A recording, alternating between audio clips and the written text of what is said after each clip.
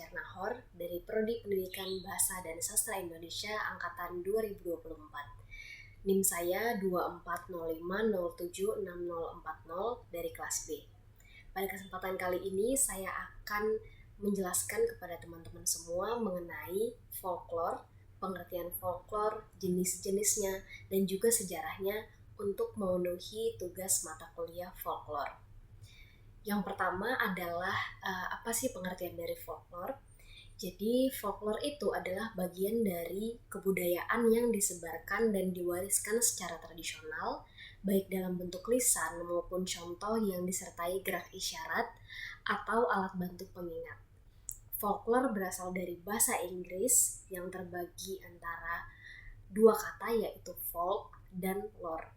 Folk menurut Alan Dundes adalah sekelompok orang yang memiliki ciri-ciri fisik, sosial, dan kebudayaan yang bisa dibedakan dari kelompok sosial lainnya. Lore itu kebudayaan yang diwariskan secara lisan atau melalui contoh yang disertai dengan gerak isyarat atau alat bantu pengingat. Kemudian kita akan membahas mengenai sejarah folklore di Indonesia. Menurut Profesor James, folklore ini pertama kali dikenalkan oleh William John Thom, seorang ilmuwan dari Inggris. William John Thom mulai mengenalkan folklore pada majalah The Athenaeum, tepatnya dimulai pada abad ke-19.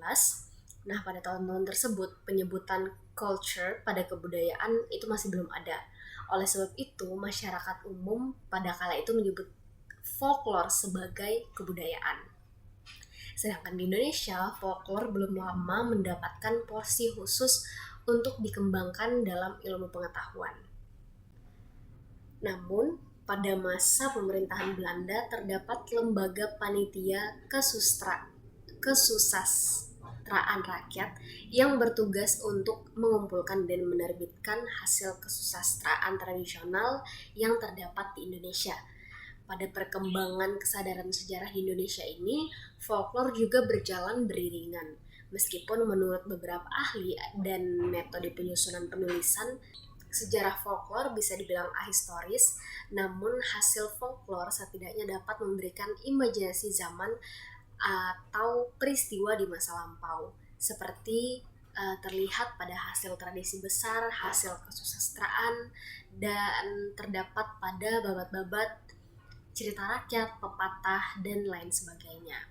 Dengan sifat folklore ini, terutama cerita rakyat yang cenderung belum bias diketahui kenyataannya atau hayalan, namun dengan pewarisan kebudayaan folklore ini menunjukkan bahwa masyarakat sudah dapat memahami dan menjelaskan kondisi lingkungan zamannya.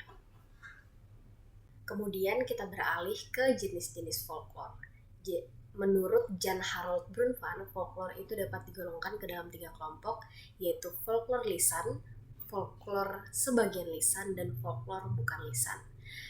Folklore lisan adalah folklore yang bentuknya memang lisan dan termasuk ke dalam beberapa kelompok. Yang pertama, bahasa rakyat, seperti logat, julukan, perangkat tradisional, dan titel kebangsaan. Yang kedua, ada ungkapan tradisional, seperti peribahasa dan pepatah.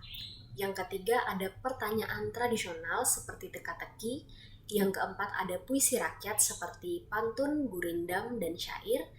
Yang kelima, ada cerita prosa rakyat seperti mite, legenda, dan dongeng. Yang terakhir, ada nyanyian rakyat seperti jali-jali, ayam nan lapeh, odak-odak, dan yang lain-lainnya. Kemudian kita lanjut ke jenis folklore yang kedua, yaitu folklore sebagian lisan. Bentuknya merupakan campuran unsur lisan dan bukan lisan. Bentuk folklore ini dapat digolongkan ke dalam kepercayaan rakyat, permainan rakyat, teater seperti lenong, ketoprak, randai, dan ludruk. Kemudian ada tari rakyat seperti jaran, kepang, dan ngibing. Setelah itu ronggeng, patam-patam.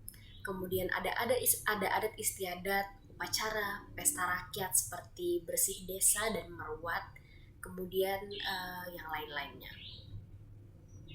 Kemudian yang ketiga adalah folklore bukan lisan yang bentuknya bukan lisan, walaupun pembuatannya diajarkan secara lisan. Kelompok besar dari folklore bukan lisan ini terbagi menjadi dua, yaitu material dan bukan material.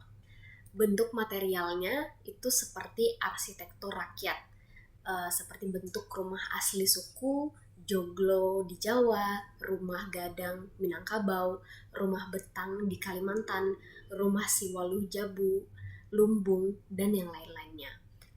Kemudian kerajinan tangan rakyat, pakaian dan perhiasan, makanan dan minuman rakyat, kemudian obat-obatan tradisional adalah bagian dari bentuk material.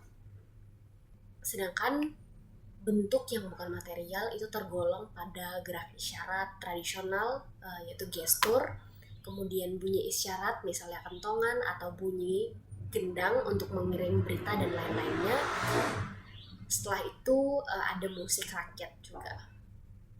Baik, sekian penjelasan saya mengenai materi folklore ini. Terima kasih dan sampai jumpa di kesempatan berikutnya.